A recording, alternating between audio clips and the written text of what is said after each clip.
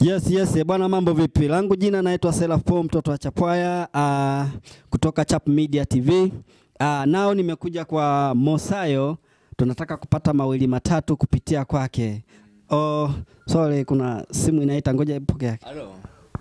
Nakupigia hapa, nipo na mwandishi wa habari.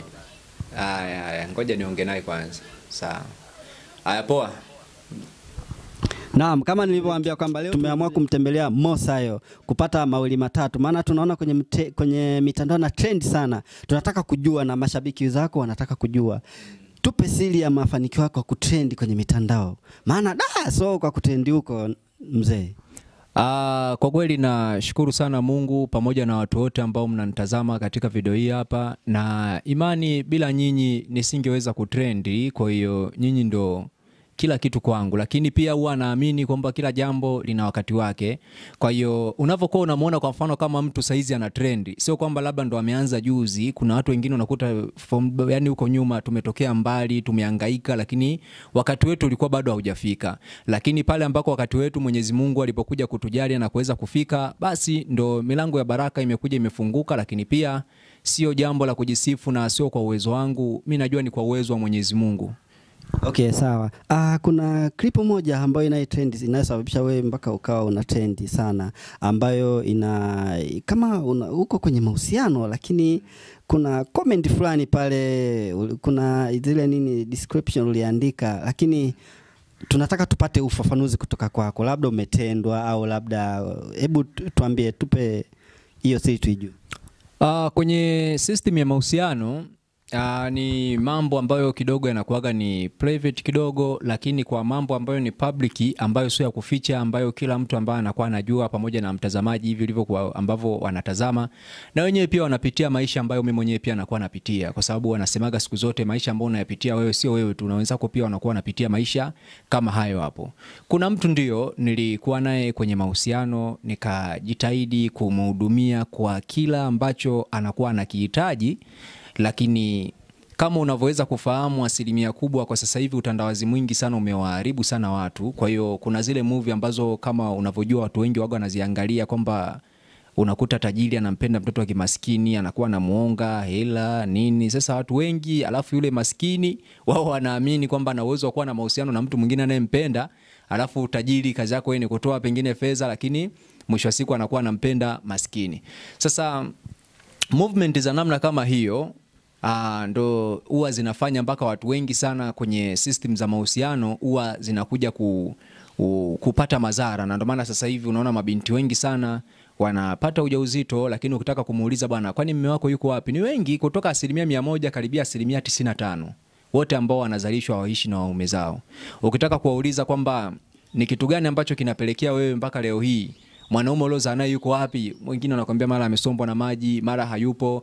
Lakini ukweli halisi ni kwamba watu wengi sana kwenye upande wa jinsia ya kike wamekuwa ni watu ambao wanakurupuka sana kuingia kwenye mahusiano, na kwa sasa hivi wamekuwa ni watu ambao wana ulimbukeni sana wa maisha.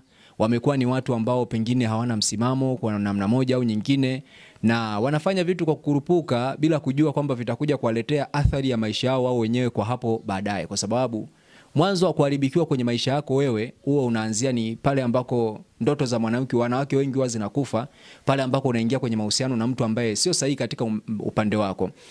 Kama utakuwa ulipita kwenye mitandao ya kijamii, niliweza kuandika nikasema kwamba kabla hujaingia kwenye mahusiano na mtu, usiseme tu kwamba eti mimi fulani nampenda. Uhalisia ni kwamba kwenye haya maisha huwezi kuwa na mahusiano na mtu ambaye hana kazi. Yaani huo ni uhalisia kabisa ambao upo wazi. Huwezi kuwa na mahusiano na mtu ambaye hana kazi, anakaa kwao, alafu unakuwa na mahusiano na mwanaume ambaye hajui majukumu yake, anakupa suvi 1000, suvi 500. Ukitoka hapo unasema kwamba eti mimi nimeridhika, nimempenda hivyo jinsi alivyo. Wewe sawa, unaweza kumpenda hivyo jinsi alivyo, lakini yeye je, ukishaanza kupitia matatizo ukawa na ujauzito, ana uwezo wa kuvumilia mkao wote? Ndio pale ambako unakuta sasa jamaa pale unakuja kumwambia tu nina mimba, anakula kona kwa sababu uwezo wa kuhudumia hana. Sawa. Kwa hiyo unataka kutuambia kwamba kwa vijana ambao wanaotaka kwa maana hapo unawapa pia ushauri vijana kwamba wanaotaka kuingia kwenye mahusiano lazima watafute watu ambao tayari wana kazi. Na ukitaka kuangalia sasa hivi vijana wengi nice, sio wote ambao wako na kazi, hapana. Wengi wapo tu, wengine wapo nyumbani, wengine ndio hivyo kazi wana apply kazi wanakosa, wanarudi tu mitaani. Una ushauri gani? Kwa ina maana kwa hao wasiingie kwenye mahusiano kisa uwezo wao hawana kazi? Ndio, kwa sababu kwenye hii dunia 100% wanasema pesa si kila kitu, lakini pesa ni kila kitu. Sasa huwezi kuwa na mahusiano na mtu ambaye hawezi kukununulia simu, huwezi kuwa na mahusiano na mtu ambaye hawezi kukupa hela ya chakula, huwezi kuwa na mahusiano na mtu ambaye mtu ambaye hawezi kukuhudumia. Sasa hayo mahusiano au ni kikundi cha majambazi? Kwa sababu ni kweli unaweza kumpenda mtu kwamba bwana mimi nimempenda ila simpendei pesa. Haya, humo ndani mtakula nini? Mtakuwa mnashindia kunywa maji. Na hata haya maji yenyewe kumbuka mwisho wa mwezi bili inatoka, mtalipia nini sasa? Kwa hiyo ni kweli kwamba mahusiano, ni kweli kabisa kwamba unaweza kumpendea mtu usimpendee pesa. Iko sawa, ni jambo ambalo ni zuri unalolizungumza. Lakini ukija katika uhalisia kamili wa maisha haya tunaweza kuishi, kila kitu kinahitaji fedha. Utaamka asubuhi utahitaji kunywa chai. Haya, unasema umempendea hivyo hivyo bila hela. Hiyo chai sukari mtapewa bure dukani? Utaenda kwa watu wanaouza maandazi utasema mimi nimempenda mpenzi wangu yule pale, naomba unipe maandazi ya bure, atakukubalia? Kwa hiyo unapokuwa unaingia kwenye mahusiano ukiwa kama ni mwanamke au ni mwanaume, kitu cha kwanza unatakiwa kuzingatia kwamba huyu mtu ambaye anaingia naye kwenye mahusiano ana kazi. Kitu cha pili, anaishi wapi? Kwa sababu wewe huwezi kuingia kwenye mahusiano ya serious na mtu anayekaa chumba kimoja cha kupanga. Alafu kategemea kwamba upo kwenye mahusiano ambayo yako serious, ni kitu ambacho hakiwezekani. Na ndio ile ambayo inakujaga kujitokeza, unakuta sasa huyu binti mwisho siku akija kuingia kwenye matatizo, kwenye wimbi tu la matatizo, unakuta mwanaume anakuja anakula kona kwa sababu mfumo wa kuingia kwenye majukumu alikuwa bado hajajiandaa. Yeye aliingia kwake kwa ajili ya starehe tu za kawaida. Lakini mimi si mshauri mtu kwamba afuate ushauri wangu. Kila mtu na mtazamo wake wa maisha jinsi anavyoona yeye. Ila mimi kwa mtazamo wangu mimi ambako ningependa kukaa na kuweza kuwashauri, usiingie kwenye mahusiano na mtu ambaye hana kazi, yupo tu nyumbani, muda wote amevaa tu amependeza, shughuli anazofanya zinakuwa zieleweki, baadaye itakuja kuwa ni mzigo kwako na atakuharibia maisha yako pia. Okay, sawa. Wewe ni mwimbaji wa gospel. Na kama ni mwimbaji wa gospel, na imani kuna vitu vingi ambavyo mnafundishwa kimaadili, hususa kidini, si ndio? Kama kijana wewe unaimba vizuri, na je, unahitaji upate mwanamke wa aina gani?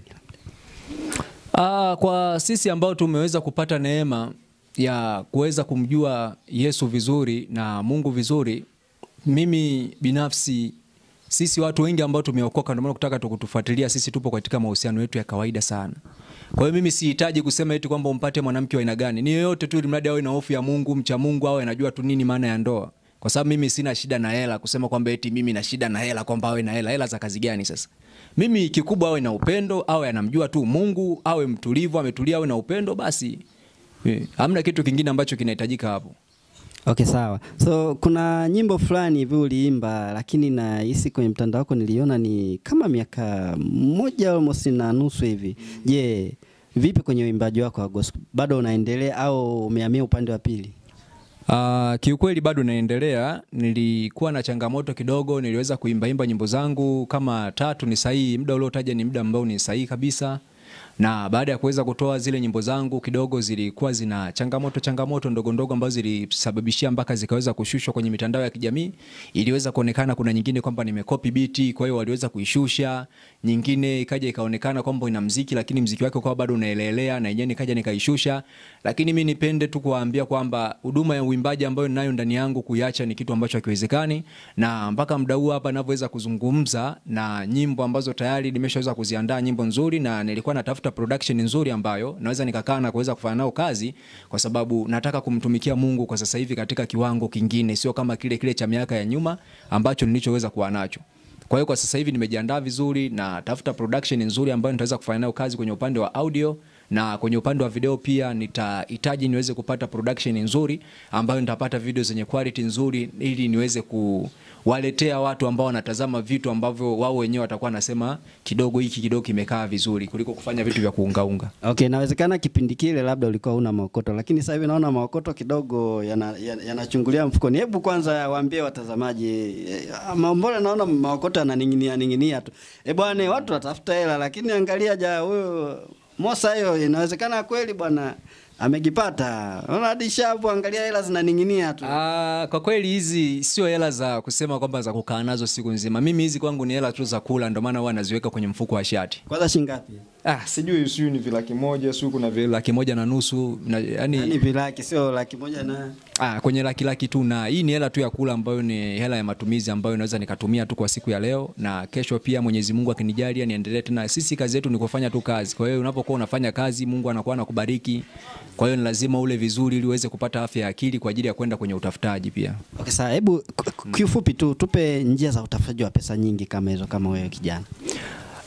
Kiukweli njia za utafutaji wa fedha, kitu cha kwanza zihitaji uwe na tamaa. Kitu cha pili kinahitaji kuwa na ufanye kazi ambazo sio kazi ile, yani unatakiwa tu uwe ni mtu ambao unafanya kazi, utambua unachokifanya.